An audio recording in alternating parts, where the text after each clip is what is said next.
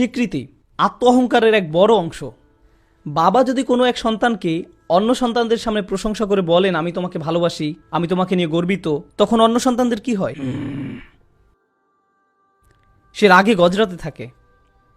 বাবা যদি এক সন্তানকে বলেন, আমার গাড়িটা পরিষ্কার করে দাও, তুমি এটা ভালো পারো, অন্য সন্তান হয়তো গাড়ি পরিষ্কার করতে চায় না, বরং সে টিভি দেখতেই পছন্দ করে, কিন্তু তারপরও সে অসন্তুষ্ট, কারণ বাবা আমাকে কেন বলল না? আমার কি সামান্য একটা গাড়ি পরিষ্কার করার মতো যোগ্যতা নেই? তিনি বললে আমি হয়তো বলতাম আমি বরং ভিডিও গেমই খেলবো, কিন্তু ঘটনা হলো তিনি আমাকে সামান্য জিজ্ঞেসও করলেন না। এটা তো আমার মনে আঘাত দিচ্ছে। বুঝতে পারছেন? এখানে স্বীকৃতি পাওয়ার তীব্র বাসনা কাজ করেছে। আপাত দৃষ্টিতে আমরা দেখছি ইবলিস নিজেকে বড় বলে প্রচুর স্বীকৃতি চাইতো। কার কাছ থেকে? আল্লাহ আজ্জা ওয়া জাল্লার কাছ থেকে। যদিও এর সাথে দায় দায়িত্ব পালনের ব্যাপার জড়িত, এটা কোনো পুরস্কার বিতরণের অনুষ্ঠান নয়।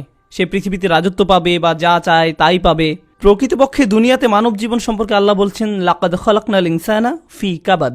নিশ্চয়ই আমি মানুষকে শ্রমনির্ভর রূপে সৃষ্টি করেছি। নিজেকে আর নিজের পরিবারকে বাঁচিয়ে রাখার জন্য মানুষকে প্রতিনিয়ত পরিশ্রম করতে হয়। দুইটা বাড়তি আয়ের জন্য, সবার সাথে সুসম্পর্ক বজায় রাখার জন্য। এসব সহজ কাজ না। তারপরও আদমকে যে স্বীকৃতি দেওয়া হয়েছে তা ইবলিস সহ্য করতে পারেনি।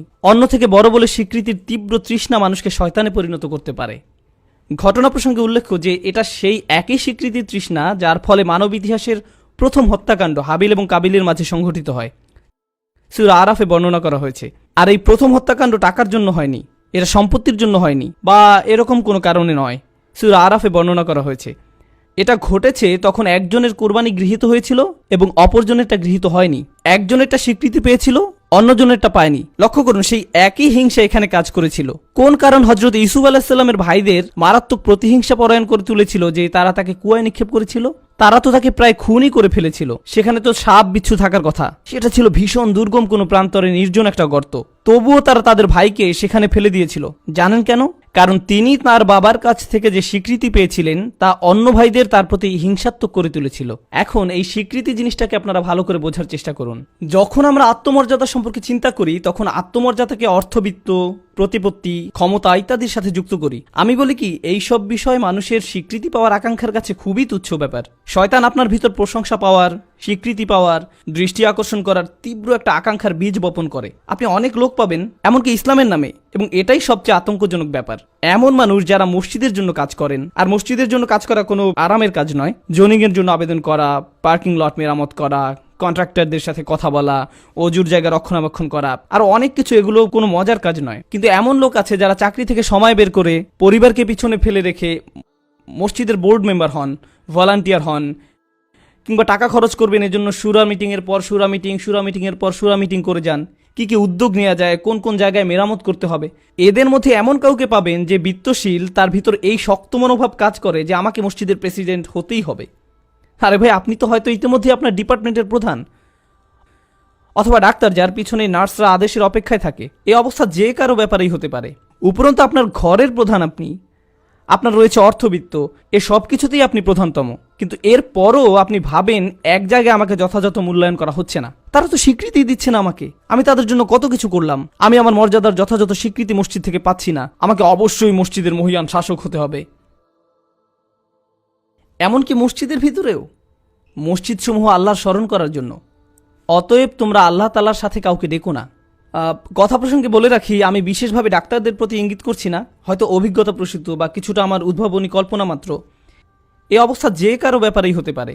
এমনকি হয়তো কারো কোনো পেশাই নেই, কিন্তু সে যখন মসজিদে আসে তখন স্বীকৃতি, ভোটাভুটি, নির্বাচন ইত্যাদি ব্যাপারগুলো নিয়ে ভীষণ উত্তেজিত হয়ে ওঠে। কিন্তু কেন? এ তো যেমন রিপাবলিকান বনাম ডেমোক্রেটদের মতো অবস্থা, তাও আবার মসজিদের ভিতর।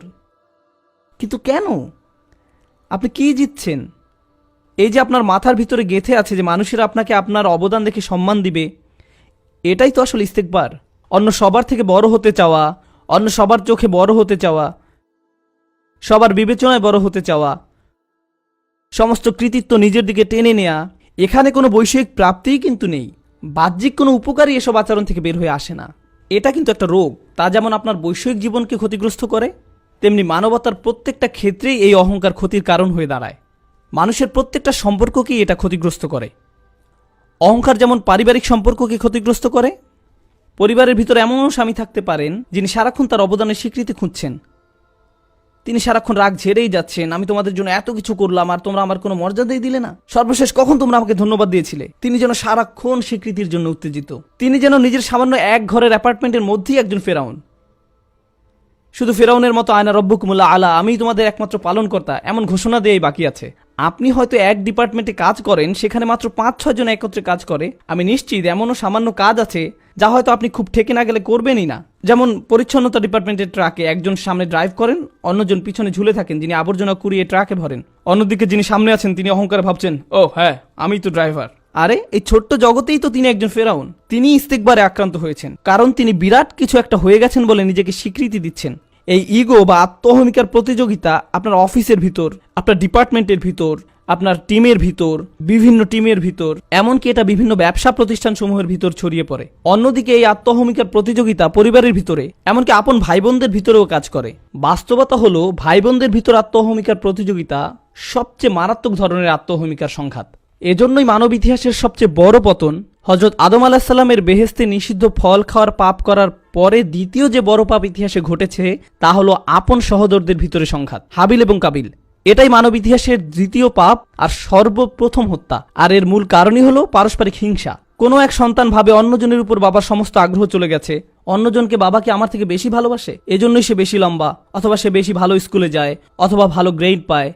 এবং দুঃখজনকভাবে আমরা পিতামাতারা সন্তানদের এই পরিস্থিতিতে কোনো সাহায্য তো করছিই না, বরং একজনের 100 পাওয়াকে অন্য সব সন্তানদের গালে শক্ত চপটাঘাতের মতো করে কালিমা লেপন করি। তার মার্কশিট উঁচু করে ধরে অন্যদের বলি, এই জন্যই অন্য সবার থেকে আমি তাকে বেশি ভালোবাসি, সে যেমন দেখতেও ভালো তেমন বুদ্ধিমান। তুমি কি করেছো?